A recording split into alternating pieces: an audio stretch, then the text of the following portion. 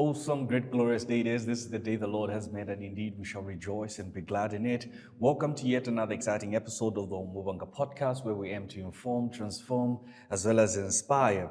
Our guest today, ladies and gentlemen, holds a degree in aeronautical engineering from Embry-Rideau Aeronautical University, along with an MBA and a PhD in development economics from Edith Cowan University. With over 18 years in the aviation industry and more than 20 years in international education consultancy, he has built a career that bridges technical expertise and strategic leadership. He is also an entrepreneur, having founded multiple ventures across education, mining, and training, and as well has served as board chairperson of the Civil Aviation Authority of Zambia. He is also author of Failure Needs Not Be Final, reflecting his philosophy on resilience and growth. But beyond all the achievements, today we want to understand the man behind the journey, his roots, his values, and the life that shaped everything we see today. Ladies and gentlemen, put your hands together even as we welcome Dr. Patrick Nkhoma. How are you, sir? I'm really, really blessed. And yes, indeed, this is the day that the Lord has made. Yeah. And indeed, we shall rejoice in it. Because I believe strongly that for everything, there's a season and there's a time. And I think the time has come. Awesome. Thank you. Thank you, Dennis. So, Doc, look, this being read to you, like, how does this make you feel, like having this read to you? It's actually very humiliating. I mean, humbling. Yeah. I feel, very. I look back and just wonder with the awe how the Lord has made these things happen in my life. I really humbled. I feel very, very humbled that the things that you've aligned to. I even try to look back. I say, who are you talking about? Is there somebody else? You know? So really, it's an amazing journey. And I'm excited to share this journey with you. Awesome. So, Doc, for us to understand who you are, like, take us back, like, when you were born, where you were born, and just family growing up and all, like, yeah. I must say, I was born among the girls. I am the firstborn in the family, and it took my parents a number of years, 3, 4 girls after me, then came the first boy. And that boy is the late. His name is James. He died of polio. That disease makes a lot of sense to me. Although I was very young at that time, but yes, we lost a sibling at a very early age with the polio. Then came 2 other boys. One is also the late, died tragically in Chipata through some mysterious environment. And we didn't even want even to pursue the police about it. So we said, let sleeping dogs lie. God is the one who vengeance is God's. We can't do anything. If we lose a life, we buried him decently. And I'm glad that we've got a tombstone and everything was done as per culture. The last born is a boy. He's a chef. He's in Australia, based in Australia, married to a Zimbabwean and happily settled. And recently, about 3 weeks ago, I had the pleasure of meeting him in Australia. And I'm excited to learn that he has also bought a house. He's living in his own house, which is a very, very great achievement. I thought I was the only one in the family who owned the properties. But this Kasuli is now challenging me. Dennis, to put it bluntly, I come from a very humble background. And my dad is late. He passed on maybe 15 years ago at a very early age. Actually, I feel like I've outlived his age. He must have been 70-something, but I'm now going 73, and I think going forward. It doesn't look 73. I'm thinking you're like Yeah. 50 going into 60. Well, So. I'm humbled, and thanks be to God. So basically, humble background. My dad was a postal clerk. He's one of those people that lived in a very tough environment. His mother died at an early age, and his father remarried. He was a polygamist. And my father was brought up in a home where he was not really treasured, because he was born from the first wife who had actually died. But suffice to say that God knows how he looks after his own.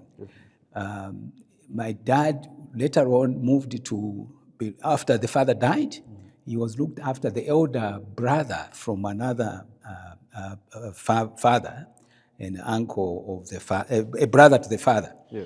So this man, I've actually mentioned him in my biography. He really set the tone in terms of this education business. Yeah. To me, when you look back, people actually determine the future of the generation, even when you don't know where it's coming from. Yeah. But if you have a privilege to meet or hear some of the stories in the family, our friends, the whites, have got ancestral DNA where they can go on the inline and find out where they came from and who was there. But with me, I had a privilege. My dad used to give us some stories about how he was brought up. Hardship, because he was in a home where the father had married another woman and he was not really looked after very well. But one thing that God helped him is that he finished standard 6, which was big deal by then. And that happened against all odds, because when he reached a certain age at that time, his mother, before she died, she was chimbusa to my grandmother, my mother. My mother, when she was born, the mother to my father was midwife. Yes. So when my mother was born, he says, "Uyu mwana wa Adrian," meaning my dad. So his marriage was choreographed as early as when somebody was born.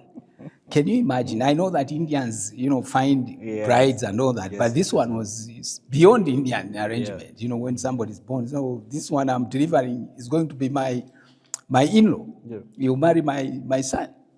So when my dad's mom died and all that, my dad's marriage was already planned. But this man who was the older brother, who looked after him, the people in the village were saying, "Oh, mwasirisha school romba, tolani mkazi wangu, take your wife." And my uncle, he said, No. Me, when I was young, he fought in the Second World War. He was made to carry bullet bags, the bags, ammunition bags. He was carrying them on the head for the white little boys, so that they can use it. So he said, No. Me, I suffered, and I know why I suffered. I suffered because I was not educated. So I was meant to carry bullet. Adrian, I don't want him to suffer. So in the marriage, let it first hang on. Yes. I want him to finish school. When he finishes school, let him even start a course. Then he will come for his bride. So everything was put against all odds. Everybody was not impressed with that arrangement, that my father should have gotten married as early as that. So my father finished high school. He's standard 6. Yep. Then he got a job in Livingstone. First, he had to do some training in a postal clerk, how to sell stamps and things like that. So he went to Livingstone in 1951. And after 1 year, he called for his wife. In actual fact, he traveled back to the village to collect. Which village was it? In Mfuwe. This village is still there. Okay. And unfortunately, I only visited it once. Nyamdela. Okay. Yeah. If you look at Dalisu's names, the middle name is my grandfather's name. In actual fact, Daliso comes from royalty. I come from royalty. This village in Mfuwe, Kumalambo, which is now called Mambwe district. There's a village there called Nyamdera. That's where my father was born, and that's where he went back to collect his bride back to Livingston. So here we are. Education, the DNA, the bug, the virus of education in this tribe or in my clan was injected as early as that in my father's DNA. So my father was told, no, you cannot marry until you finish school and standard 60 or form 60. By then, it was the biggest way of education. There was nothing more for an African to do. There was no university, there was no what. High school, standard 60, the game was over. So here we are, education as a catalyst of something that must be achieved before one starts getting married, settling down, and that was injected at that time, many, many years ago, before I was even born. So now my father comes to Livingston, he's a postal clerk, he sells stamps in a post office, and that post office is still there in Livingston. 1953, 6 October, I remember it was an afternoon. That's what they told me. They told me I was born in the afternoon, about 15, like maybe you're the 15, one who... 15 hours. I was born in a home. Those days, there was no things like, maternities, in the hospital. Blacks were just, born in their homes, in that time, in the 50s. So I was born on the 6th October, 1953, in Lubuyu. And that house, I visited it even before my father passed on, even before we went to Australia to go and do my MBA and PhD and all that. We traveled. We had a bus, my wife's relatives and mom and dad and my parents. We went, and my dad said, you must see this place where you were born. And the figurative feature of that place is that the house is next to a big tree. And that tree, baobab tree, yes. And that tree, we found it. And somewhere in my archives, I even took some pictures and all that. So I was born then, 1953, the first child, the boy. And, I grew up. My early age, I was seeing the Victoria Falls, which I know is a big deal for other people. People spend thousands of dollars and pounds to come to see Victoria Falls. So me, I was born, walking distance to the falls. So so here I am. I'm born, and we are living there. Down the line, my father is transferred from Livingston to a small town called Nega along the Mazabuka area. He did not stay long there, but I remember we went there. Then shortly, he was transferred again to Namwala. He was rural, and then finally, he was transferred to Kafiwe post office. And again, he was still just a postal clerk. The drama of education started in Kafiwe. My father started doing night school, which is called distance education now. And he was corresponding with a Zimbabwe, Northern Rhodesia school, where they were sending him lectures, and he was doing exams and things like that. We were young, me and my immediate sister, who came 2 years later. We were all young, we didn't know what was going on. But we captured something. From time to time, my father used to disappear. And we had a maize field just within about 2 kilometers from where we were, in Kafiwe. There, my father would go with a bunch of papers and, sit under a tree and study and all that. But one day my mother said, every time on such and such a time, such a day, your father goes to the field. So let's go and see what he does. So we literally ambushed him and found him under a tree, seated on a stone, a big stone, and beside him there were papers. And my mother just said, mwakuru wose muberenga hivi yawe navo, where are you going to go with this? Mkoko ya kumaskuru mwe mkote wewe. So my mother just made a joke about him, and he just laughed. He said, no, anyway, I just want to do something. We didn't understand. A year later or 2 years later, my father comes home. He used to cycle to go to the post office and back. He comes, he throws the bicycle away, he's beaming with excitement. What is going on? He said, I've passed, I've passed Form 2, now pass. We said, we didn't understand. What is it, Form 2? What is the big deal? He said, oh, now pass. Then I remember that time, it was just maybe a year before Zambia got independence. Or it was about 1964. He got his Form 2 by correspondence. And there was people were being replaced, white people were going back, blacks were being put in key positions. And here comes my father, he becomes, he was transferred to Mumbwa from Kafue. He was transferred to Mumbwa. By then, I had started my primary school at Kafue Primary School with my sister. We started at the same, almost, I was in front by 1 year, she was behind by 1 year. Now, we go to Mumbwa, and now we have my father, there's a driver to meet us at the bus stop, post office driver. We are driving to a house, and it's a 3-bedroom house. The toilet is outside. I mean, the toilet is inside. But Kafue, we were in those elephant houses. Yes. Yeah, I think Chilenge still has some. Chilenge still has some, yeah. The toilet was outside, and there were bucket toilets. Unfortunately, up to now, South Africa still has that system, to the detriment of all this independence. That also was something that I remember very well. A bunch of guys used to come between 1 and 3 in the morning, because they know nobody will go to the toilet. They will go there, take the bucket out, throw the stuff, put clean water there, and leave the bucket again until the following day. So we were using bucket toilets.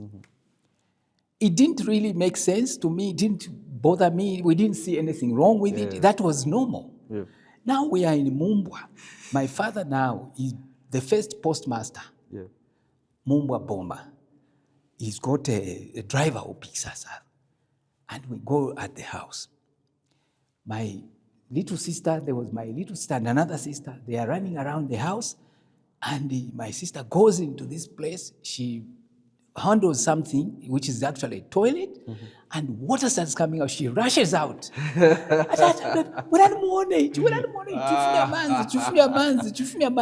So now we go there. My father says, is this a toilet? He knows that because at the post office, the white people, were using such things. We had never seen a toilet in a house. And there was another education bag into the system, that education is the game changer. It changed our lives dramatically. Then I started Mumbwa Primary School, Mumbwa Secondary School. I even went to Mumbwa Bomba Secondary School. It was a boarding. And this is also another. So pretty much majority of your upbringing was in Mumbwa? Yes, I would say yes, yes. Because I finished my primary school there, and I went to secondary school there, and finished secondary school there, and then went to ZIT, Zambia Institute of Technology, in Rwansha. By then, it was in Rwansha, where I started. While they were building the now CBU. So here is the drama, and this is the title of my biography. I failed grade 7 at Mumbwa Primary School. I failed grade 7. It was a nightmare. My father was disgusted because, you can see where that education bag means to him, what it meant to him. And here is the firstborn child, a boy, fails grade 7. Yeah. And that was it. My father literally gave up on me and felt, So out of my own initiative, by then there were night schools. So I went to the same primary school and enrolled in a night school class. So were you paying or it was free? It was free, very free. Everything was free. So I go there, I attend the first class, and everybody is old. There are old people there. And I'm the little boy seated there. And the head of the school comes around. He was doing inspection to see how many numbers. And he sees me. You, what are you doing here? I said, no, I want to repeat grade 7. He says, no. You can't just, come tomorrow morning to my office. You are going to repeat in a normal school where you are friends. You have the same people at the same age. I said, sure, can I? I said, but where's your father? I said, my father has given up on me. He's totally, he has just... Yeah, he doesn't want he doesn't want to know. I've let him down. Yeah. So I now re-enroll in the class. And I am in the same class as my young sister. I tell you, it was humiliating. Even at home, I couldn't... If a fly flies around and it hits itself, they say, ichabecheferuka grade 7 waona romba inzi ya punka chiteni yazipa. Anything that I made was punctuated to my failure of grade 7. It hit me. It hit me, and I was a miserable boy. But one thing that was ignited in me was to just now say, no, I cannot fail this thing. I will never fail anything. So grade 7, I passed second round. And now we are together. From there on, we are together. My sister, from 1 together, from 2, from 3, from 5, and all that. But I made sure, although down the line as a teenager, I must confess, which, some of it I haven't even put in my biographies, because I did not finish my high school. I finished as an outsider. I was actually suspended. I was, a bad boy and all that, and as a teenager, every boy, especially so what boys. was that phase of being a bad boy? Was it being disrespectful to the teachers, or was it drug abuse, or it was everything. It was everything. Marijuana, beer. By then we used to drink in Mumbai. The most popular beer by then was Mbote, and Mbote is the one which is like made out of honey. Okay. There's a beer called Mbote, and it's so nice, so sweet. It's like wine. You enjoy it, but when it kicks you, you are drunk for 1 week. So basically, yes. And here's what happened. When I was in Form 3, my father was transferred to Chidabombe. So we were now 100% boarders. Because when they were there on weekends, we'd go home and eat and enjoy and all that. And also to me, that opened the chance for me to be just influenced by my friends, the friends that I was playing with. We were, when I Form 3, Form 4, Form 5, I was, the group I was with was called the Three Musketeers. We were 3 of us. One guy is the late, he passed on, he was in Zimbabwe. Then another guy, Timothy Chikwasa, is somewhere in the Copper Belt. I still, from time to time, I get in touch with him. Luka Mundopa passed on. I just got it through the social media. I tried to find him, but we never caught up after our high school. Now, here I am in Mumbai. I'm now almost finishing. The last year, I'm messed up, really messed up.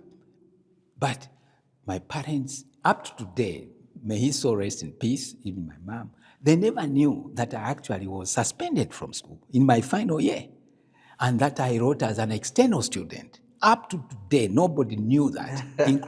The only one who knew was my sister, because we were in the same class. She realized. So... Yeah. But you just told her, said, don't report. Yeah. Please help me. Of course, she was also messing up. We're all messing up. We were teenagers. If you report me, I'll report you. Yeah. So here we are. I finished high school. And it was so amazing. The final exams, grade 12, I go there in the class and, I look at these exam papers and sometimes I start smiling. And the examiner... So were you studying? Oh, yes. Oh, yes. We were, the Three Musketeers, we rented a house somewhere, among some places in the compounds, and we were just, studying. Yeah, we're not allowed to go to school, but we were allowed to do the exams. And I must also, I'm sure she's the late now, the wife to the headmaster. Okay. My headmaster by then was Mr. Mundia. Mr. Mundia really could not stand the fact that we were messed up. We were, messed up. Yeah. But the wife, Mr. Mundia wanted to get rid of us completely. We couldn't have even written the exams. But the wife said, no, these are good boys. Because she was teaching us in some of the subjects and she saw the, the brightness in the smartness. So she convinced the husband, said, no, just allow them to sit exams. Yeah. And we sat exams. And, I'm looking at the paper, I'm smiling. Because I see everything, photographic, it just comes by. I said, why are these guys wasting my time? And I passed Division 3. And Division 3, by then, I could go to Yonza, I could go to another DC, I could go to any high school, college, So that is Mwamba now. And, I'm about to finish. What year was this? I finished in 1973. Okay. Yeah, I would say 73. Yeah, because I was, no. I finished in 1960 something because I finished, let's go backwards. Okay. ZIT, which was 3 years, I finished in 76, April 76. Okay. So 3 years back means what? 73, so. 73. Yeah. So that's when I finished high school. Okay. Yes, 73. Because I immediately, after finishing high school, the following year... No, I think we'd say you finished high school in 72. Yeah. Yes, and then following 73, year, I was enrolled at ZIT. And 76, April, I graduated at ZIT. And here is the drama. I'm now... I've finished high school. I'm at home now. And now I'm trying to be sober. I'm trying to be a child. The child they knew, yes. With all the baggage that I had with me, at high school, marijuana, alcohol, everything, that teenagers do. Mm-hmm. So one day my father comes, not knowing that my father was busy putting in application on my behalf to go to college. Because he was so sure that he has a bright boy now, who has changed. But so after your grade 7 change, and you passing, now it had changed. Now he saw to say, oh, I have a son now. Yeah. Oh, I was top, Form 1, Form 2, Form 3. Even in Form 5, I would have gotten Division 1 if it wasn't for this, suspension, and this idea of the Three Musketeers and what. Believe me, brilliance... it's there. Even you hear about it as we go, because here I am now. Yeah. I'm at ZIT. Mm-hmm. Even going to ZIT, it was total miracle. My father was busy, trying to get me into. Mm-hmm. And when he was there at the post office, the engineers at the post office, who were getting more money than him as a postmaster, they said, you know what, this child of yours, apply ku ZIT, we want to engineering. There's money in engineering, But my father was also busy saying, no. I want him to look after trees, to be a forester, So he had his own ideas. By then, parents played a major role about who you are going to be. Yes. So now, he is coming for work. He has come from work. He says, I'm done. Bakuvomere jani kuya ku ZIT, ku Zambia Institute of Technology, to mukachita electronics. I'm looking at him. My results are terrifying. I'm looking at him. I said, only if he knew that this guy, he was doing it himself, Yeah. But there I am. Of course, my father was Anglican, very staunch Anglican, and I was also put through the Anglican thing. That's another story. So I did not show who was this child. I was still the best, the good boy, the smart kid. So he brings this, he says, oh, my interview is next week. It was fast track. And that was after Mumbai had gone back to Chitila Mumbai, right? Yeah. I'm in my house, my parents' house. Yeah, and no more alcohol, no more Wana, no what. The Three Musketeers has been dismantled. Yeah. One musketeer goes somewhere. Now it's time to be just who you are. Your parents are expecting things, and that's it. So now, my father comes home and says, you have been accepted to what is it? And I'm looking at him. I said, what does it mean, this guy? Me going to do electronics? And I didn't even know what it is. So he gives me money, and they said, they will refund you with your transport. So he gives me money. I bought a bus. I go to Rwanda to do the ZT, a battery of exams for 1 week. Special paper, what, mathematics, English. It was a nightmare. There were about 32 of us. And maybe half of them were those which they call redirected. They go to university, they fail, they are redirected. So we had competition among guys who had already seen the light. And here I am, with a bit of marijuana and alcohol in the head. You're still in the system, yeah? And I'm sitting these aptitude tests. Yeah. And every day, after the aptitude test, they will say, you go to the notice board and look below the red line. If your name is below the red line, go to the bazaar and collect your transport. That it was a nightmare. So 1 week, we see guys just disappearing. Takuli no kulaya yo. Wamunafia batobe, whatever wale seka na onabaya.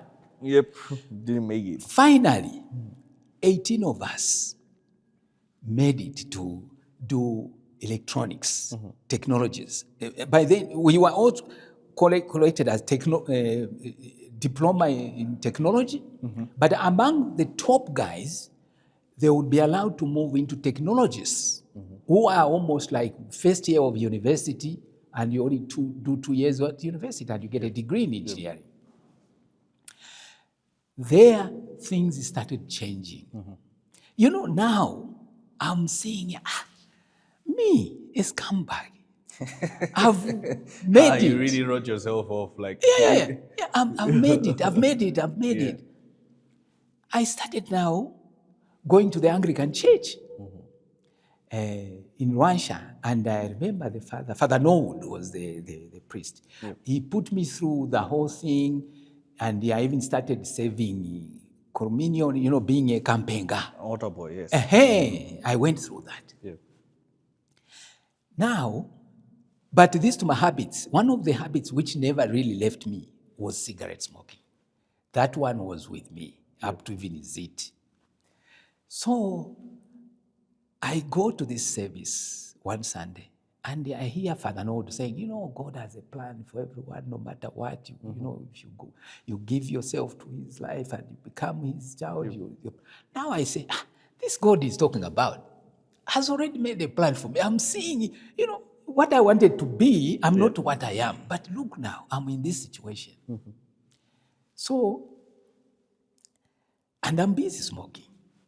And I'm just, in that transition where I'm wondering, I'm questioning this goodness that has happened to me, being among the elite, out of 30-something, half of the guys are gone, and I'm still there, and I'm in the class, and, there are some Indians there. One of my classmates is Anu Atikle, the owner of AA Electronics.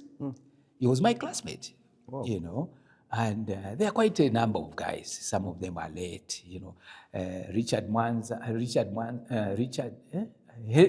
Edward Mwanza is still alive. Edward Mwanza is now a bishop. He's formed his own church. He was Director General ZNBC. He read a lot of my peers. They've shaken mountains in terms of wherever they've been, and and here I am at it, and I'm questioning this God's plan. I hear this ceremony at an Anglican church, not at the Pentecost where they're drumming things and jumping here, fire in the sky, everything. No. Sober. This Anglican church. So I go back to my dorm, And I go in a closet. As a closet, there was, every floor there was a place where they put brooms and, mops and all that. So I go in there and I kneel down and I say, God, I'm really, really happy about this plant business. Now, help me stop this smoking business. If you really have a plan for me, help me stop the smoking. And I came out of there. And a few days later was payday. We used to get 10 kwacha. And From 10 kwacha, So from was the that government. some form of allowance. bursary or- Allowance. 10 kwacha, you buy Colgate, you buy soap, the toiletries. The food, we were having 3-course meals. Breakfast, tea, with milk and apples, grapes. It was like, it was actually a 5-star hotel. And the rooms, we were sharing rooms. But people used to come and make the beds and clean the rooms. We used to do our own laundry. So we were, this is how I realized that, no. How can this be? How can this be to me in this situation? I'm having a 3-course meal. The only trauma that I had was this business of smoking and trying to find myself. I said, no, God, help me, help me. Help me. Now, that prayer went. 3 days later, I got my 10 kwacha. And I said, God, I've got this 10 kwacha now. Help me not to buy a brick of cigarettes. Twaneshitama bricks, the whole Peter Stevens and ka box konsekana watched. Wawikara munga, they left me out the pack. So now I'm in this situation. I said, no. This is it. And the anxiety to smoke started fading.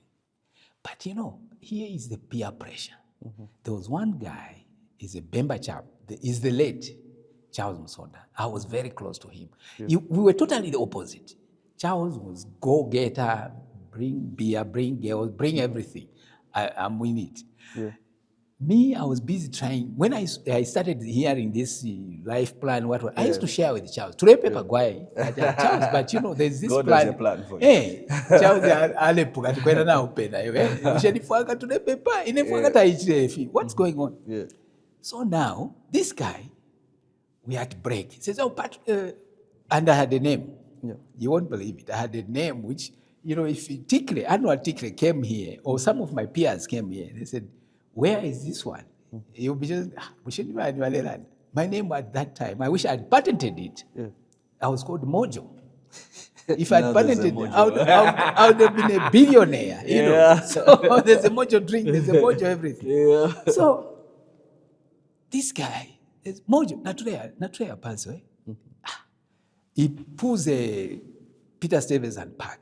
He kicks it so that one comes out. I look at him, I said, no, boy, but I punch the offer. We know what paper. Oh, okay. So him lights up. 1 week, them chaff my excuses.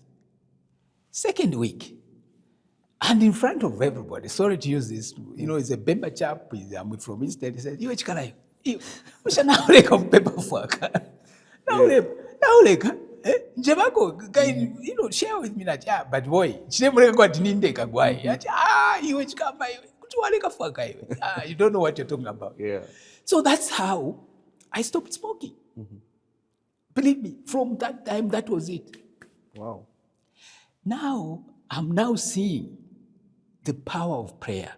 I didn't understand it, but it's now being actualized. I'm not smoking. I don't have a desire to smoke. I'm busy with the Anglican Church. I'm a campaigner and all that. Now, there was a scripture union program at ZIT by then. And one friend of mine invited me. He says, no, he says, let's go together. So we go to this scripture union meeting at ZIT. And one of the guys, young guys like me, and they are now talking about the Bible, and the Bible becomes, they tell you how to study it. You can start from here and what. I look at this Bible business. it didn't make sense. If the priest is the one who has a Bible, everybody doesn't have a Bible. These guys have simplified the Bible. Yeah. So that's how my conversion started to be looking at evangelical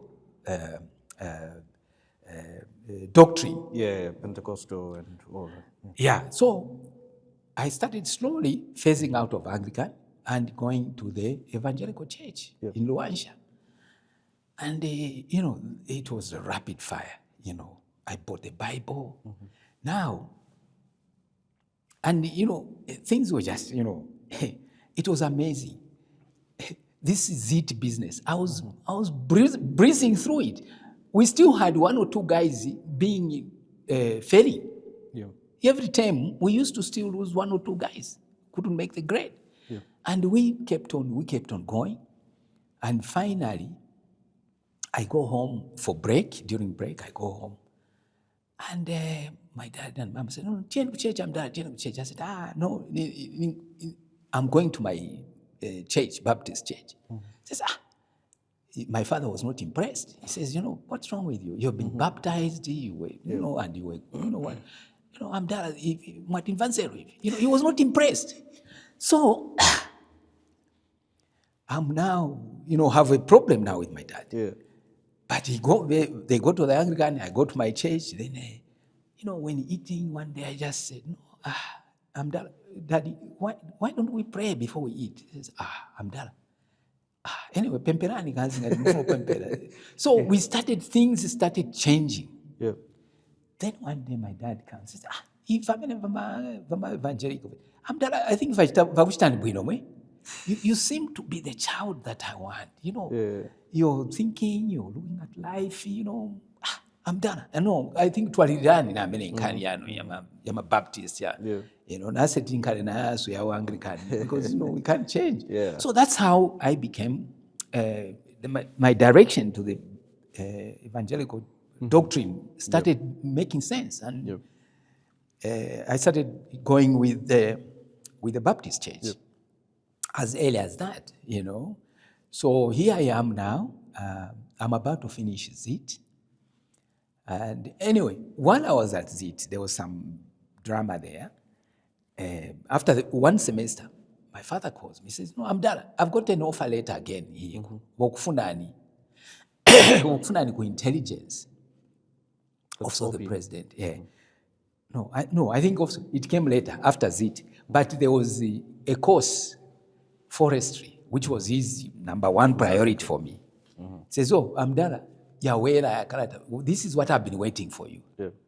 I want you to go forestry. You'll be the first black game forest ranger and what. He has a big deal about it. He says, looking after trees, I'm done. So now, I even now call my friends, all my friends said, guys, me, tomorrow I'm leaving. Then Edward Mwanza looks at me, and a few other guys. The late Mukuyamba, he was an Anglican priest. He passed on.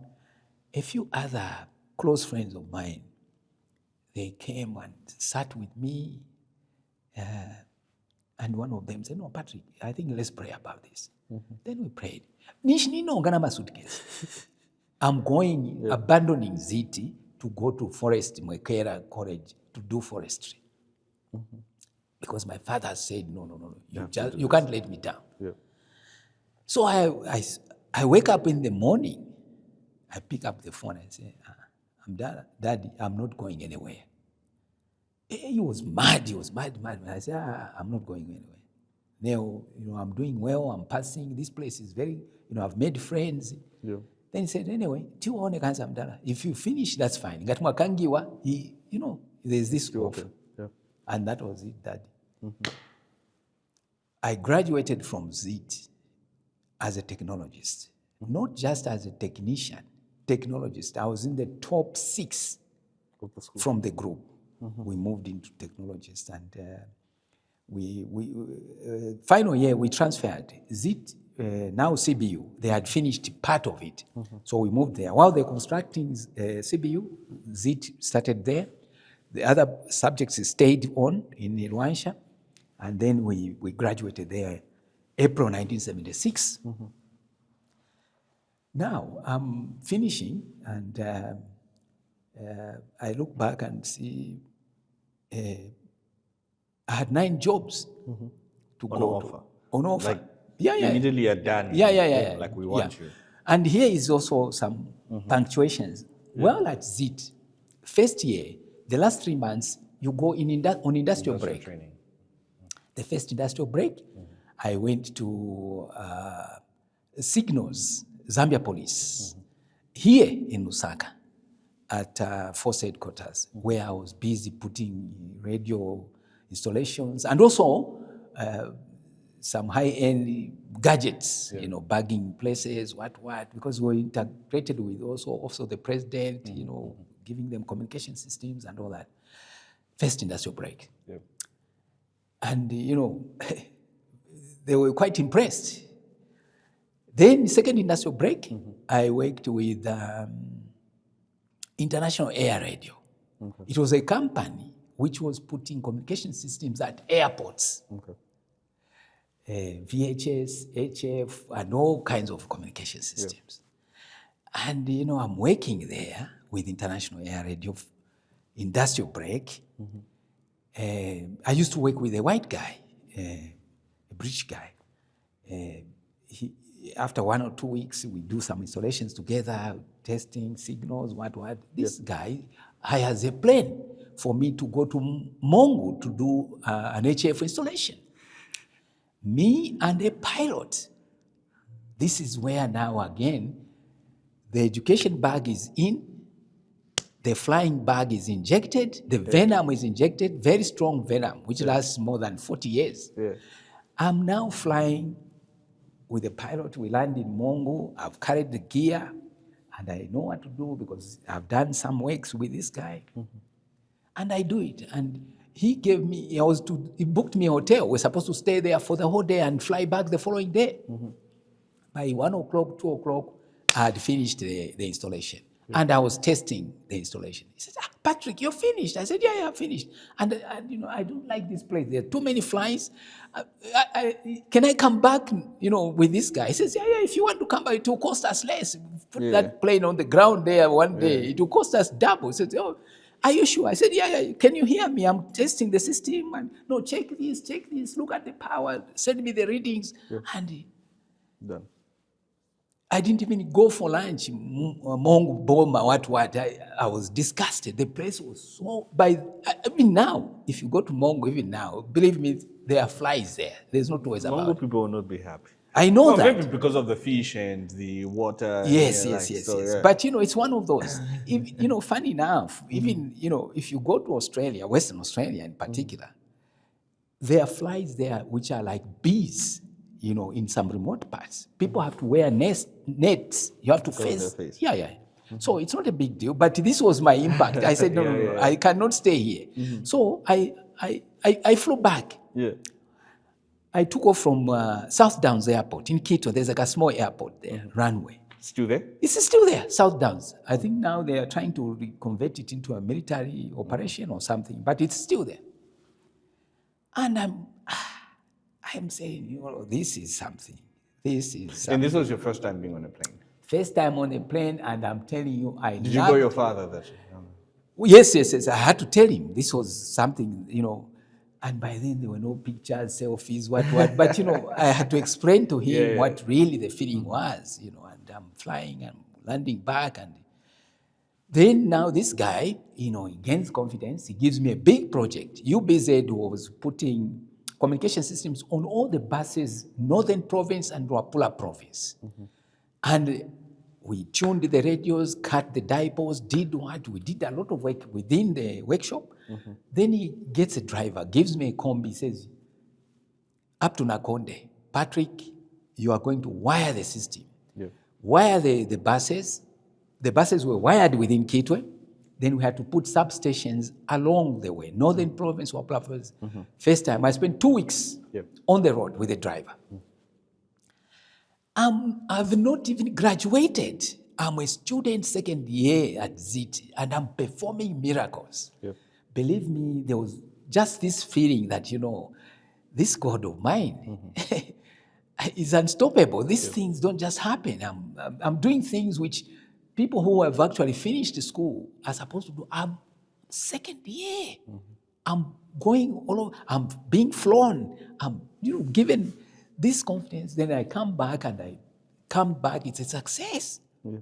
Final year, again, I went back to air radio.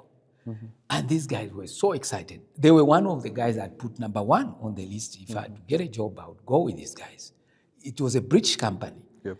And something aviation, flying on the plane, it ticked all the boxes. International. Yes, yes. So now, here now is Zambia Airways. Yeah. Among the 9, Zambia Airways was another employer who came. This guy, Director of Human Resources, Mr. Tentani, a seasoned HR person, a seasoned character with personality that he could sell ice to an ice Eskimo. He came there and said, "You guys, 1, 2, 3, I want you to come to Zambia. We will fly you from Ndola. We'll hire the bus from here, we'll fly you to Ndola. Then when you are in Zambia, in Lusaka, you stay at Andrew's Motel along Kafue Road, all expenses paid and what. This guy came with the sugar and the honey that, we couldn't resist. Gave you the promised land. After 6 months, you will be in Ireland. You'll be studying in Ireland. Because your electronics cannot be applied to an aircraft. We have to convert you. We have to license you on the 737. Zambia Airways has just bought a brand new 737. And it was a Kaumbe plane, but Kaumbe used to rent it to Zambia Airways whenever there's a flight. But whenever he wants it, we would cancel flights and he would take it as presidential. It was full kitted. Telephone on board, mahogany furniture, double bed, everything. It was kitted. So 18 Irish were subcontracted to come and run the 737. 18 of us, a bunch of us, were moved to Aer Lingus Island to study the 737 so that we'll come back and take over. But every achievement or every sweet thing has a price. Yeah. And we didn't see it. We saw just that. So here, April 1976, I flew to Ndola with my friends. We went to the airport.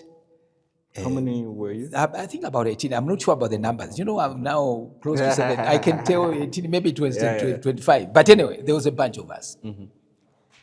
So we are now at the aircraft residence. We are given, those who drink, you can drink up to 4 beers.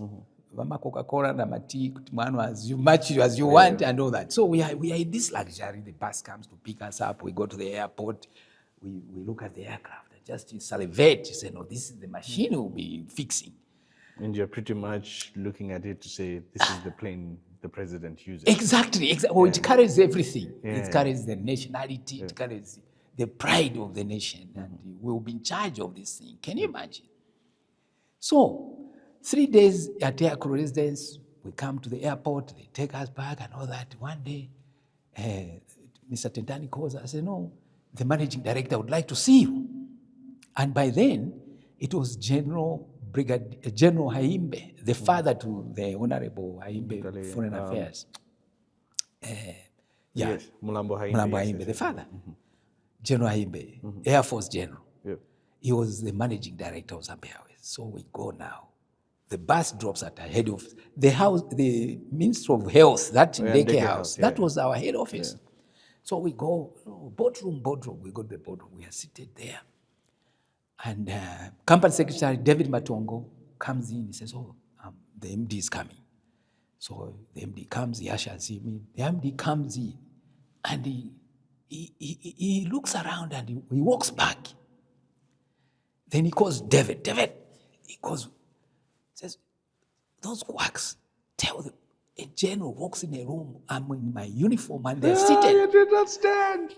Well, and you see, anyways, I understand, because I remember doing something at the Air Force Base, and then I'm just like, I don't know how you guys operate. I don't know the culture here, And here we are. Here we are now. David says, guys, you get me fired. And all of us will be fired. We will be out of here. This guy cannot stand. He comes in a room and you are seated. You are supposed to stand up and say, good morning, General. Yeah. I said, Now we're wondering, are we in the right place or what? So Matengo goes back, he comes in with this guy. Immediately he walks in, we stand up. Good morning, General. Good morning, sir. Sit down. Now we sit. Now he starts. Now he says, he welcomes you. I'm very happy that you guys have joined Zambia Airways. But I must tell you, we are in the middle of the war across the border with Ian Smith. Yeah, that's Zimbabwe. Zimbabwe now. Zambia Airways airlines become logistics operations when we are at war. I want to prepare you for the worst case scenario. If we have to go in a full war with the Northern Rhodesia, Zambia Airways will shut and you will become troop carriers. You will work with my team, the Air Force pilots, Air Force engineers. Yes. You'll be part of the system. So I'm very happy that I've got a crop that is intelligent and highly skilled, highly trained. Today, you are going to Arakan Barracks. You are going to Arakan Barracks. Military training. So you are going to be there for 6 months. Can you stand up? So we stand up. Can you see the trucks outside? Madrasses. You know those madrasses? Yeah, well, Madrasses, by then. So we stand.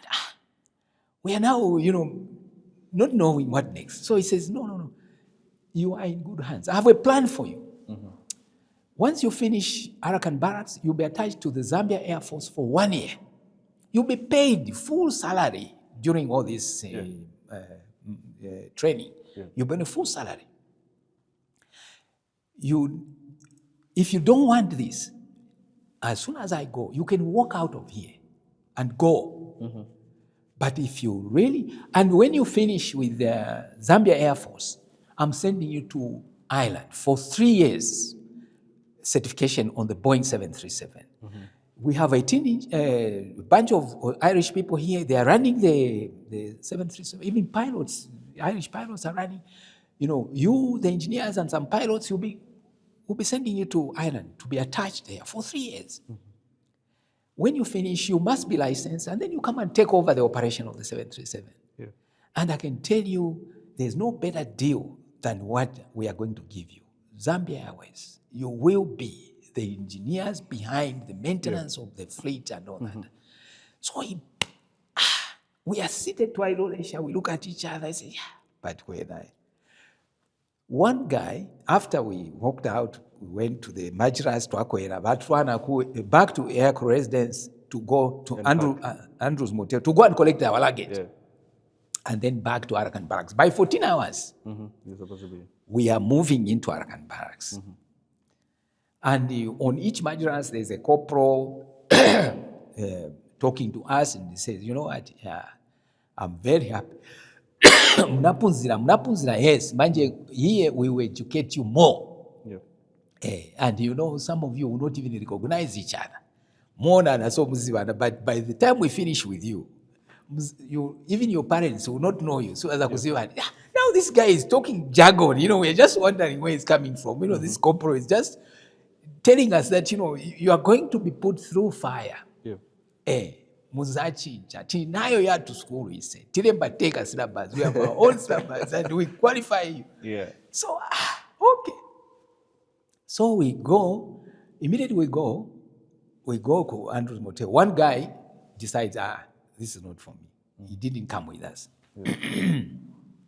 So we go, we arrive at Arakan Barracks, about 14 hours. And, the weight has gone around, boys were no, what, but to ping, my guys. So now we are, first, quartermaster. You have to go quartermaster, to get boots, the gear, the bed, the blankets, everything. Quartermaster. Yeah. You know, we're hearing these jargons. So we go quartermaster. Funny enough, I was the first one to go in the quartermaster and register for these things. Yeah. And immediately, I became the man in charge of the platoon. Without knowing that. Leadership. Leadership. There and then. I became the guy in charge, Yeah. you know, of the squad. So we are now at Arakan Barracks. Yeah. We get quartermaster, we get blankets. You know, those blankets, you know, not blanket what, the ones that, you know, you put on Ikuava, so, you know, you feel the rush. And the mattress. Yeah. In actual fact, were there the mattress or there was no mattress? I can't even remember, but it was brutal. Yeah.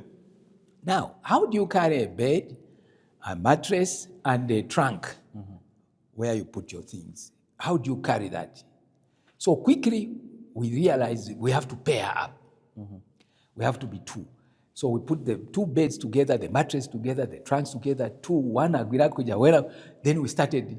Now we are walking. They say, no, you can't walk here. This is holy ground. You have to, you have to jog. You can't, until tikakuzani how to walk on the holy ground, which is marching. We go through with you, Padre Square, Maziwa marching, then Mzambo enda. But for now, you can't walk here. Yeah. So, we go now to dormitory. Open dome. Then we put on my beds, shan. And then they say, no, Simone Gabuino, you're not looking nice. You're not really handsome. We want you to look handsome. So they take us to a haircut, you know, potatoes. Yeah. So that, so that Muzibike, you know, because we can't see you, we can't recognize you. You need to look nice. So we go there, they cut our hair off. And then now, we go Padre Square the following day. Here we are going now for food. We queue. There are these non-commissioned officers, rough guys, you know, they are everywhere. And, you know, the food there is a pig. And they cook the whole pig. And I mean the whole pig. The hooves, the nose, the ears, everything is in there. So now, there was drama there. You go in front, you pass, so car, pameska, by chance, you know. Which immediately a cup of vacuum, it heats up. You know? So we are now on a lunch, we are collecting the lunch. Yeah. And, you know, one guy says, Bwana, wanipasa mpuno ya ngumba. Then this guy answers, iyo, ndinena panga ngumba. Tio. Then he doesn't change his mind. He has given you a nose, he has given you the ear, he has given you whatever of pizza. Yeah. Then we are moving. Then we quickly realized, as we standing somewhere there eating, we said, no. Guys, let's do this. Let's share. We started now teaming up. Yeah. We throw it in the trash. From living luxurious to... I'm telling you, from Andrew's Motel, 3-star place and all that, and 3-course meals at Zit and all that, and we are here now, you know, among the uneducated guys, corporals and what have you, you know. So we go through that. And, you know, I had a problem myself. I had a nightmare. If I see my mother cooking meat and I witness that occasion, or the chicken being cut and all that, then they cook it and I eat it, I vomited. I used to vomit. I'm better off not seeing what has happened and then just seeing it on the plate. Cabbage was a no-go. Anytime I eat cabbage, guaranteed 100% I'm going to vomit it. Now I'm in this situation where the pig is being just cooked as a pig and I have to eat it. The first day now I had a problem to eat that pig. Now the following day I'm going on the drill square. I have no energy to march, to do what? Breakfast, it's a bun with a mess cup. And mess cup, you know, you don't know what. They used to serve us tea in a dustbin, a proper dustbin. But of course, it was not a dustbin, but that was their gear. Yeah. So you go there, na mess cup, you scoop the tea. They've already put sugar there for you. You don't have the luxury of in fact sugar. They put whatever sugar they put. You can't ask for less or more. So now, these officers, the non-commissioned officers, part of our people were mingling with. This guy goes, where you throw, tindi food, they throw to my tindi. Yes. Then he goes pachala. Yes, He picks the tin, he comes to the cup tea, he rinses that kopo, he throws that, then he gets the tea, and you are seeing these guys. I tell you, it was something. I can imagine It the was something. adjustment. Like it's just like I'm not used to these guys. Like The first night, now Padrigo, when we after the mess cup, what we got the gear, then this guy briefs us about the program tomorrow. I'll be here 4:00 in the morning, and I don't expect you to be in bed. You are otherwise in zakutiramansi. Mukagona lero. If anyone of you makes a mistake, the whole fence is mined. We have put landmines around this barracks. You can't have a barracks without landmines. There are landmines. You'll be blown to pieces. So there will be no barrier for you. Now this guy is pumping fear on us. Yeah. But here is the funny thing. We wake up the following day, we find there's an empty bed. My. That guy put us through a nightmare. Abuela said, Staff Sergeant Malambo. You even remember the name? Yeah. He told me, says, you will remember me for the rest of your lives. Staff Sergeant Malambo. Kamuntu katariso. Abuela, where is this quack? There's a quack missing here. Aenda kuto. You would tell me, mzani uza lelo, mzani uza. You and must I guess know. I know the banter for tribe was as well high. You're dealing with a Tonga person, you're an Easterner, there's a Bemba, there's a what?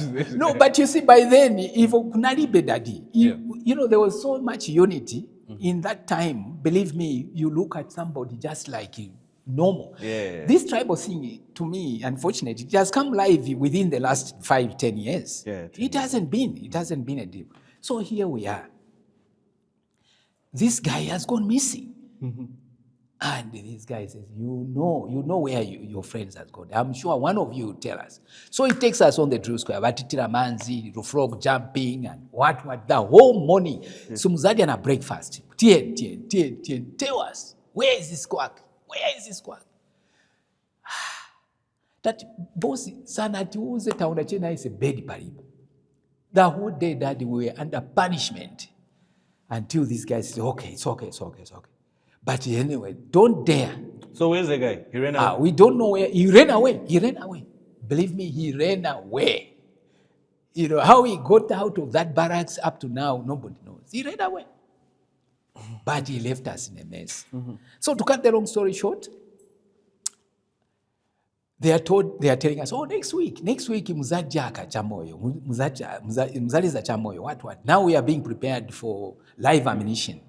Shantumbu, the so-called Shantumbu, that was the range where we used to go, number AK-47, to blast live ammunition. First, nishita chacha, blanks, they take us in the bush, chani, you're under attack, boom, what.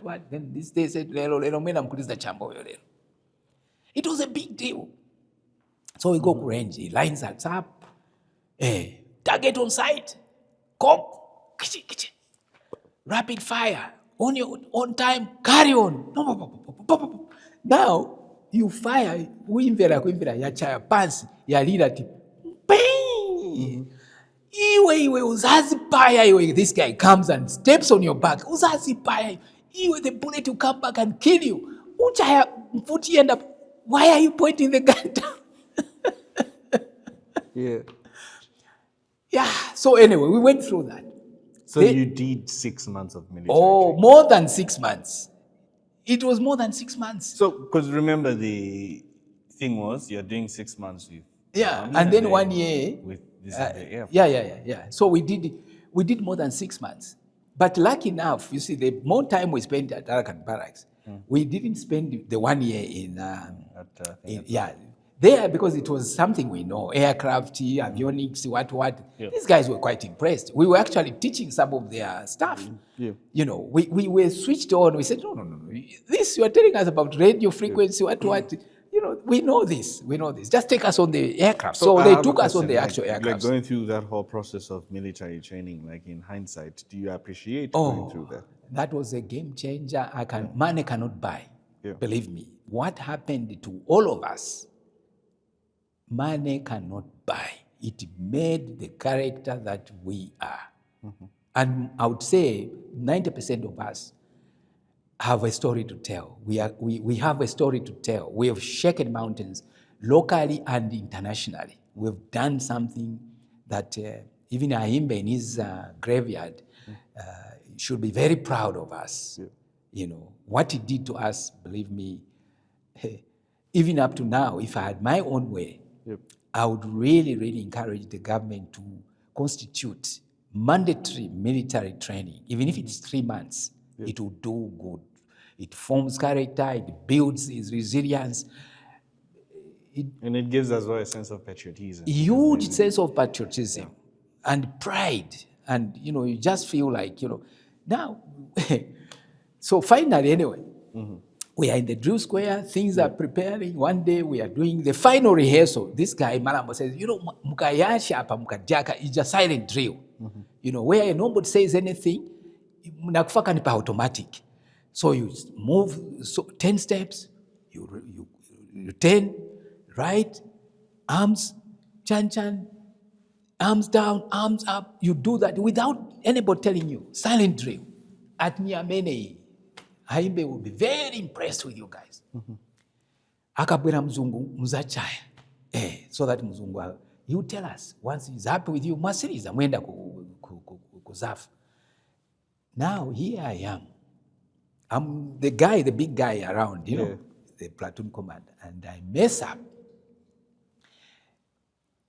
Tachaya driwija, and my gun sticks out. Says, yeah, waonekela, mamona onekela, uyu, waonekela. Parade pass out extended by 1 week. And 1 week in an Arakan barracks is a month. Because of the way I felt like, you know, the ice has come on me and I'm the guy in charge of the platoon and I've messed up. I've never felt so bad. So now I'm a guy saying, anyway, you know, Mojo, we understand, you know, there's no problem. You know, these things happen, you know. So the next one, after 1 week, we go through it. Tajaka, kujaka, the guy says, yeah, hapa mwajaka. So finally, Tentani, director human resource, comes, he wants to meet you, says, oh, next week, such and such a day, the general is coming. It is a big day. Then we had a band to march with. Then my non-commissioned officers, also a bunch of them lined up. We formed a platoon. Captain Foloshi, who was in charge of our training, the senior officer, he was also there to now. He's the one who after church, game, he goes, General, squad ready for inspection, sir. You know. Then this guy comes with him, he walks with him. Then it's like is it what? God of pass out. Pass out parade. Then he walks around and we are there. And I tell you, we finish there. Now we go to the mess now, where now there was boozy, there was everything. Some of us at least now the food was better. I'm telling you, everything was roses. Yeah. So now we went to Mumbwa, Zaf base. And, you know, funny enough, we thought, okay, it's a luxury. Hey, those guys put us every night, they were rotating us on sentry duties. We were doing sentry duties. Up to today, I wouldn't tell you where I was guarding ammunition. There are ammunition dumps for the jets, see what. They take us at night. They bring us zero. Before the twilight, before it gets bright, they come and take you. They collect you back. And one day, We are going in, everything is fine. We are going in. Then guns start firing. We are under attack. We are under attack. Hey, a banga game. What year was that? Was it during the same 1980? No, 76 I finished. Okay. 77 I was at Arakan, and part of 78 at Zaf. October 78, we were on the plane going to Ireland. Yeah, it took us about 1 year plus. So now we have this situation, and this guy says, oh, after that he just says, you are not undercover, you are dead. You are not undercover, you are dead. You are firing in the wrong direction. The enemy is firing here, you are facing this. Yeah. So he just tells us, you are useless. The whole Mofya, you are dead bodies. All of you have dead bodies. Life, like, dead bodies. So that was it. So now we go. And we are getting ammunition. There was this situation, and this guy is a very close friend of mine. He's in the US now. Very close. I'm very close to him. I would say among all the guys we did with, Willie Coxchanda was a brother to me. Even during holidays at it, I took him to my mom and dad in Chinabombwe. He met my sisters, and we still even have some pictures where he was photographed with my family. And I used to also visit. He used to take me to his brother's house in Kawata from Arakan Barracks. We sneak out sometimes. We go and have good food and all that. So Willie Cox is on a guard duty somewhere. I'm also somewhere. We have been deployed in different places. But they were always giving us the proper guys, the corporals, having a game, the non-commissioned officer. Then there was this drama. This is hilarious. General Simbule is the late now. He was in charge, camp commander, Mumba's half base in the 70s. He comes to the camp, we challenge him. There used to be a password. Password, sir. Then he said, 1045 XYZ, blah, blah. One step forward, he moves forward. He's in a vehicle, he moves. Lights off. Out of the vehicle, he comes out. Chan code, he repeats the code. Then he's coming. Then finally, friendly forces, we shout. Friendly forces. Then he says, I want to brief you. The general, brigadier general, says, I've just seen a big animal around here. When I turned left somewhere, there's a big animal. I'm giving you orders. Shoot on sight. You've heard? What did I say? Shoot on sight. I want you to be alert. This animal, take it down. It has been moving around this camp. We don't want animals here. Sir, yes, sir. Then he drives out. He goes, hey, twalira rotro.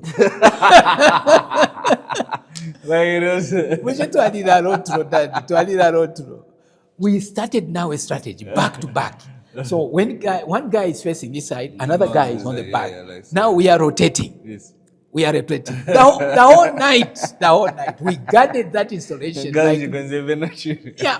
We couldn't blink. Yeah. The camp commander has given us orders, and we cocked. The gun was cocked. So palast mama guys, you know what? You guy, I think not to game. Not to game. So here is another episode. My friend Willie Cox was camping somewhere. He's also there busy. Then it was I think Mainsa. So, and we used to go down. We used to crawl. We crawl. Then we shout, what? Then he shouts back. Then, Umnandi, Kashi Impashi, Nashingira. Impashi, those, what do you call this? Redans. Yeah, they were all over him. And he's busy, doing the drills and all that. Shav tambo kumusuma. Then he nearly threw the gun, but he just shouted, guys, nasuma, guys, nasuma. Then the guys came and said, what is it? Then, Kwisamunati, Nimpash. Yeah. I started taking off things and what? I tell you, it was a bad night. It was a bad night. And up to now, he remembers this story. So there were episodes like that. This is military training. Yeah. One day, we just hear MiGs fly out. MiGs taking off. And they are flying low, treetops. Then we hear live ammunition. Dome namwika, so double-story dome. Then you hear bullets hitting the branches. And we were told, a blank, you can identify it, and a live ammunition, you can identify. You tell the difference. Yeah. Now, kumacha kunomba 3 a.m. and these MiGs are flying out. The ambulances are running one end to another. It's an attack on the base, simulated. We didn't know. Me, I wake up, I see my friend. I was actually sleeping, Willie Cox and me were sleeping in the same room. I see my friend. He's not moving. Now me, I just said, the bullet has gone through the wall. This guy is dead. Yeah. So that's how I put on my gumboot, my gear, I go out of the room. I look around. Everybody's out of the room. We don't know where to go. Then we hear this sergeant is going, drill square for ammunition. Go to drill square so that you can get your guns. Drill square, drill square, drill square. We are under attack. Base under attack. Then brick. Now, me, I realize Willie Cox hasn't come. I go back. Yeah.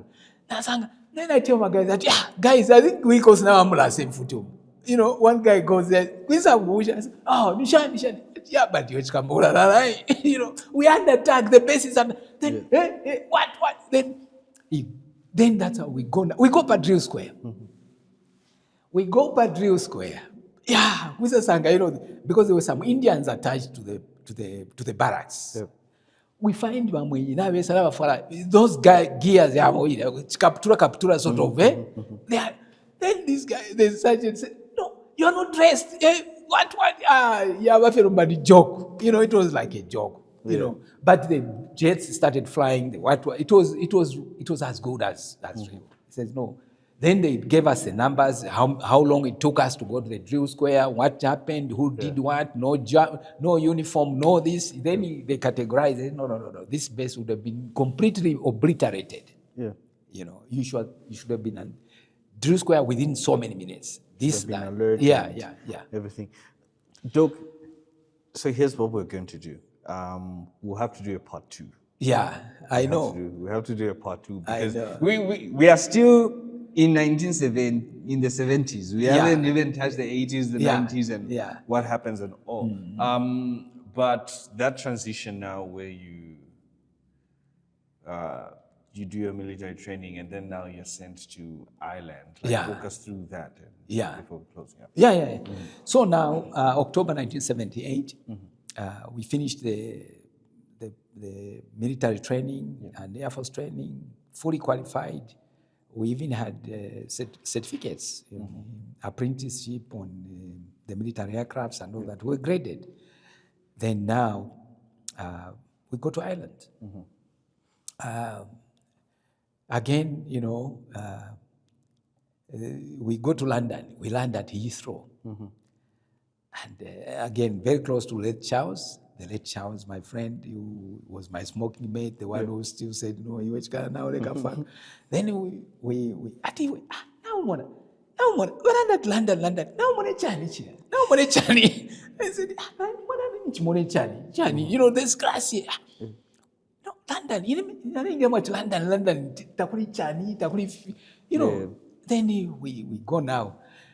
Our friends transitioned immediately from Heathrow. They went to Dublin. They flew out of London immediately. Me and late Charles, we said, London. London. So we went to Aylescourt. There's a suburb after Heathrow. There's Aylescourt on the Piccadilly line, I think, whatever, underground train. So we went to Aylescourt and we went into a bed and breakfast. And we checked in there, and we said, no, tuleyana kutown tushiteko amakoti ya mpepo, and all that. So we went into Oxford Street, we went, and there you go in a shop, they treat you like royalty. You become a sir. And the first thing we put our eyes on and they made sure we bought it. And they were saying, there's a discount, there's and here are people from Africa, and we have no idea the game that they're playing. But anyway, I ended up buying them one of the most expensive jackets, weather coat. Charles also bought a cardigan, powerful cardigan and all that. They put you in the mirror and say, look down, turn around, and you treat it like, you just have to spend and all that. So now we go to our bed and breakfast. The late Charles goes into the bar. He was a bar guy. Me, I'm drinking orange juice. And this guy says, he tells the barman, this beer is useless. It's like water. Give me that one. The barman gives him that one. No, this is nothing. Give me So he went through all the beers that were, in that bar. Experimenting. Now, here we are. The next thing, I just see my friend, he puts his head on the counter and he blanks out. So me and the barman, we had the courage to lift him up and take him to the room. And the following morning, I said, Charles, I think today, we are supposed to be in Ireland to report back. On the weekend, we arrived on Friday, Saturday, Monday. So we stayed another day. I shall recover. But there is a story about my friend. He tasted all the beers and it killed him, it knocked him out. So that's how. So we arrive in Ireland on that day. We go now for So you went by train to Ireland? No. We flew. We there lingers to Dublin Airport, and they were there to meet us. They took us into temporary accommodation so that we could look for accommodation. Because we were there for 3 years, so we needed to have proper accommodation. Houses where we can share. We share the bedroom, share the sitting room and all that. So I remember I shared the place with 2 of my friends, actually 3. Yeah, two or three. And all of them except one, they are late. They've all passed on. There was Emmanuel Mutale and Alec Mwanza and myself.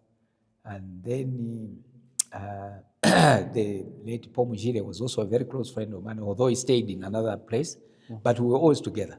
So the impact again of our exposure in Ireland was the awakening of the spiritual life. So in this whole period, I know because Dad was fixated on you becoming a forest ranger. But how was it, the fact that now you've transitioned, you're now even going to Ireland and all these things? Believe me, it was an excitement for him. When I told him that I've got a job, even when I had a job with, here's another drama, I had a job with Zambia Airways. The office of the president used to contact him. Where's your son? We want him here. Then he would call me, I want to bomba ukufuna namdala. Just tell them, I'm not going there. They really wanted me. Also the president, they used to bother my father. And I was even worried for him that if I'm also the president, they can victimize you. So, But, that's no, but here we are. I think I even attended an interview with them. Before ZIT, I attended an interview, and the interview was held in, there's a place in Chachacha or Freedom Way where they used to sell tractors. They had an office there, being also the president. They didn't have an office like, here is the office, what. Like now we know brown brick, what. They were very discreet. During Kaunda, they were just underground. And I remember going for that interview. The interview was at 8. I was interviewed at 20 hours at night. And to me, that's where I realized that, no, I can't work for these kind of characters, I can't. So here we are. My father was quite excited about this achievement, that the plane and what, and I go now to Ireland. We start the training. And immediately, even when we was at Arakan Barracks, Emmanuel Mutale, Paul Mujire and myself, we were there was even a Christian meetings that we used to attend. And I remember it was the hunger for spiritual awareness was even more ignited. Yeah. Because of course we couldn't go on a Sunday. The program didn't give us a free way to go Sunday church, what. No. But I remember being administered to by a radio program, a Christian Voice, something. It was a global radio program. I used to listen to it, and they used to do testimonials and all that. So that also helped me build up my spiritual awareness.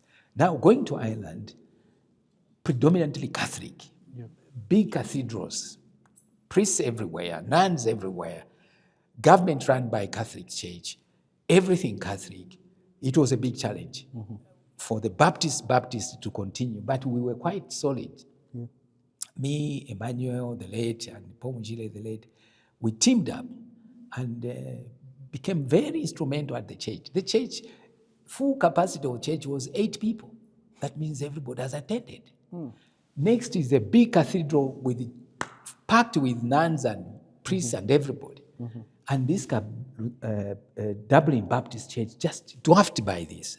And we had this drama that we needed to evangelize. And we started a program, very powerful program, the 3 of us plus maybe 1 or 2 white people to evangelize. We started it within the neighborhood of the church. We were evangelizing. And this evangelizing business started here even before we went in 1978 after Arakan. We stayed briefly before we flew out. We used to, Lusaka Baptist, we used to evangelize Emersdale Baptist. And I remember by then, the now Bishop Emakando was sent to Nairobi through the Lusaka Baptist evangelical system so that he could come and become a priest at Emersdale Baptist. Little did we know, and this is a fact of life. Emmanuel Makando was born out of Lusaka Baptist Church. I don't know whether you know that. I know he's got a Baptist background. Yes. He was part of our evangelizing system. By then there was Pastor Simmons, a white guy who used to run, and every Saturday we used to go to Emersdale to evangelize, to prepare for Emakando when he was in Nairobi to come back and run Emersdale Baptist Church. And, the rest is history. He changed, he became whatever. And, of course, the Baptist Church is still there, Emersdale Baptist Church. So that's just to give you a bit of background. Now we are in Dublin, and we are really now fired up. The 3 of us I'm not a good singer, but we used to sing. Of course, it's Emmanuel used to beat the guitar. He was good at guitar. Mujile was good at tenor. Me, I was just, trying to sing. And we're evangelizing. And we are, we knock at this door and we are carrying a Bible. And these Irish people look at us and what are you trying to know? We said, no, we are here to tell you about Jesus. Oh, no. You can't carry the Bible. That's wrong. The Bible is only with the priest. The priest is the one who is you people, this is wrong, and you are coming here, you are Africans, what's going on here? We said, no, we know God, we know the Lord Jesus, and we want to evangelize. It was a big deal. Then some of them used to bang the door on us. They used to say, I think this is madness. Boom. Others would feel pity for us. Said, oh, you must be cold. Come inside. Come. Then you want a cup of tea? And then we have a cup of. Then we start telling them about Jesus, God, and then, So some were met with resistance, some and all that. But it was a wonderful time. We managed to grow the church. And that is where I was actually baptized.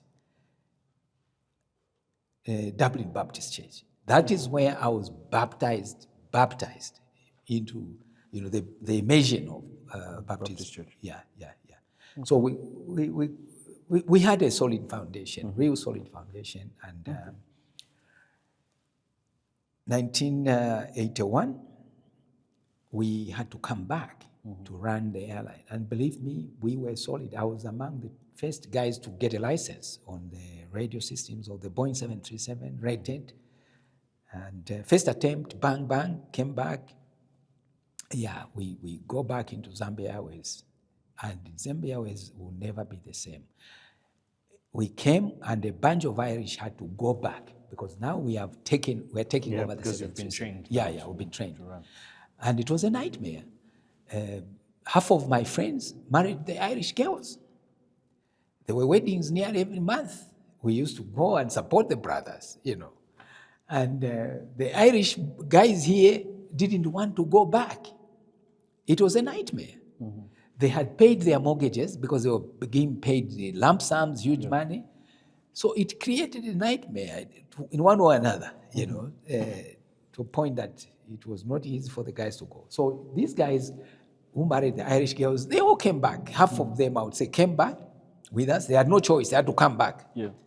But, they couldn't fit in. The Irish women could not fit in.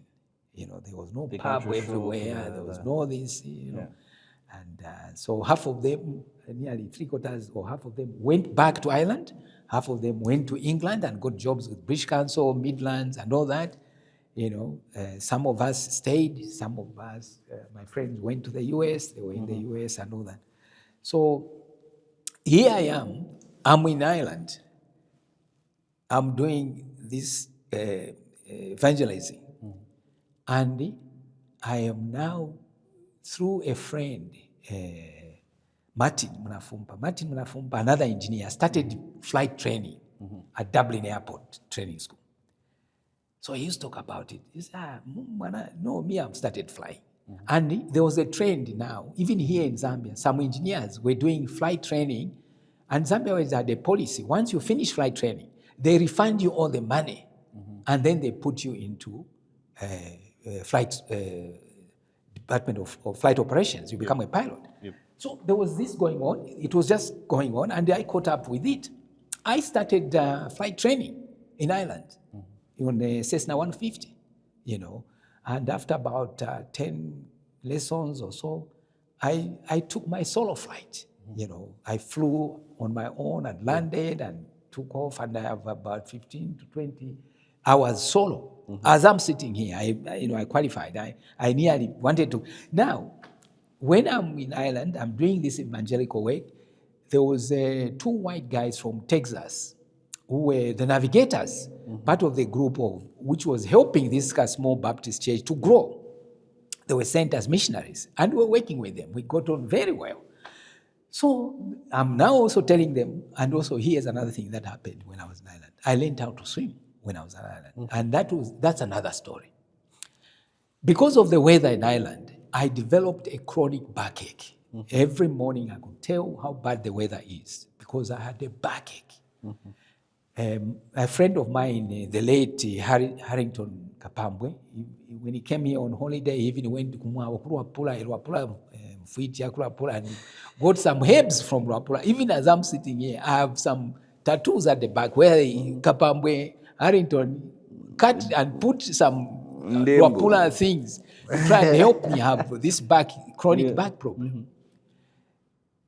I go now, I did the alternative medicine, herbs, what, and acupuncture, what. I go to this guy. He says, Patrick, you need to learn how to swim. Swimming will heal your back. I said, what are you talking about? So he prescribed a program. I went to the pool, the Aer Lingus pool, next to the airport. I enrolled there. And lunch hour, I used to go there, spend time. He said, just walk in the pool. Don't do anything. Just walk in the pool. Walk in the pool. Stretch yourself, walk in the pool. Now I'm walking in the pool, and 2 little Irish boys look at me. They come to me and say, hey, excuse me, why are you walking in the pool? I said, no, I can't swim. They said, why? Why can't you swim? I said, no, we'll teach you. We'll teach you how to swim. These kids, the following day, they brought the gear. Yeah. They brought a floater, they brought armbands, they brought kits, and they were now handling. One is dealing with the head, one is dealing with the legs. Now I'm scared. I say, these kids will drown me. So you can imagine. So now they are busy with me. So I came up with a plan. I said, these kids will drown me. So I changed my program. Instead of going when they knew I was there between 1 and 2, I used to go now in the afternoon, maybe about between 4 and 5, 1 hour. So these kids, one day, I don't know what happened. We found you. They came at the wrong time. They found this. Ah, you are here. We've been looking for you. Then I said, no, stop. Let me show you. I've learned how to swim. Can you imagine? Whatever they taught me, I started practicing. And finally, I learned how to swim. And it was a big deal. Even at prayer meeting at the Baptist church, I shared this. I said, brothers, we have to pray for this. I learned how to swim today. This is a miracle beyond miracles. And my back was not as bad. It was, it was still there, but it wasn't bad. Yeah. So that's another thing. I learned how to swim in Ireland. I learned how to fly. Yeah. And so with these navigators, I can't remember their names, one of them, he says, Texas, that's where the flight schools are. Patrick, you want to fly? So he helped me. I enrolled. I had even an offer letter to go and start flight school. And he had surrendered his unit. He said, you stay in my flat, you use my car, everything, this God business to me was just going on. It was just going on, straight. I said, it can't be. So now I come back to Zambia. Straight, I went to civil aviation. I said, if I don't go, I can even start flying here. I was in a hurry. I even got a pilot logbook, Zambia pilot logbook. I have it in my archives. Now, I'm busy doing this, and I'm now, working, shift work, and I was actually put on the line maintenance where awkward hours, very awkward hours. Yeah. We start at, they pick us with a bus, Zambia was 4, 3 in the morning, and to us that was nothing because we had already been, So I'm working, and I'm at the airport, and things are moving, everything is fine. I'm also pursuing this idea of flying. And Isaac Perry is the late. He had married an Irish woman. He came here, he stayed, and then he went back. He got a job in Manchester with British Airways. I know that he passed on last year. May he so rest in peace. We were staying at Ndeke Motel, which is now that hotel just by Long Acres next to Musonda. That one. It was owned by Zambia Airways, so we're staying there. When we came back from Ireland, we were staying there, all of us. Then he was my neighbor. I said, Patrick, Mojo. I've got a car from a friend of ours who was a very close. My wife knew. My wife knew Isaac. They knew each other, and he borrowed him the car. Then he says, "No, I'm taking this car back to our friend. Let's go." So that was it. I went. Mrs. Nkhoma at a 127 Fiat 127. She was working at Development Bank, Findeco House, Kafue Road, the Kafue Roundabout. That. Yes, she was working there under Development Bank of Zambia, which is now closed. Yeah. So here it will be reopened. So we go there, and Isaac, goes to reception. We are waiting. Here comes Lillian, my wife. She comes out. He gives her the car, the keys. Then we jump on a taxi, we go back to Ndeke Motel. Now we are going with Isaac, and I say, but that woman is pretty. Dope. We have to cut. So we'll save that for part 2. So we'll move that into part 2. Thank you. So I think we should be able to schedule another date next week so that we just make sure that we keep the flow. Document it. But interesting stories here. Like it's, I think, for us born after independence. No, not even independence. Like when multi-party was 1991, because there was a huge shift and change in a lot of things. The ways of governance, the ways of doing things changed. Most of the organizations closed. There was like a massive shift. Like a lot of things changed. So like getting to hear most of these stories sometimes feels like, You guys were living in thing. It was paradise. Absolutely. Paradise, like Yeah. you had access to opportunities, Huge. like a lot of things were readily available. Yeah. Like grade 12, just finishing grade 12 was a big thing. Yeah, before you it was even a go big to deal. university or college and all. So, I think in the next phase, in the next recording, I just want to as well just delve into even just coming into your business and what has happened and all. So looking forward to the recording. I think the next one we should schedule it in good space so that we have a good 3 hours. To me, if you didn't have this power outage, you know, you would have done much more. But otherwise, to me, you know, lucky enough, half of what I've said is in my book. The one I published when I was 60, which is about 12 years ago, you know, Failure Need Not Be Final, the biography of Dr. Patrick Nkhoma. And I'm very excited. I'm actually sitting on another book right now, almost done. We Are the Enemy of Ourselves, a case study of Zambia in the eyes of Dr. Patrick Nkhoma at 70. So watch the space. Definitely. And I'm sure you'll be part of it will happen here, the launch, the book launch will be here. I may do a double launch because many people don't know about my biography, the book also. True. So I may have to resuscitate that. And is it still available in book? It is available. It is very limited, but I will now endeavor to get it online and have a few selected copies. For people like you, but I will not give it free. No, I want you to buy it. Definitely. Because if you buy it, then you'll be serious. I don't want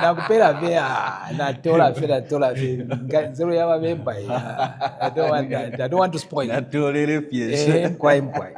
Okay. So thank you very much, Doc. No, I'm looking forward. To me, this is good for my great grandchildren. I want them to be able to apart from living things like this, I think they need to hear me. You know, when that time comes, they will need to hear me and say, "Oh, there was this person, but hey, the legacy should live on." Definitely. Yeah, and you are part of it. Definitely. It's a miracle. Find a Bemba boy and trying to hack into this miracle, you know. No. Thank you very much. So we'll see you on the next one.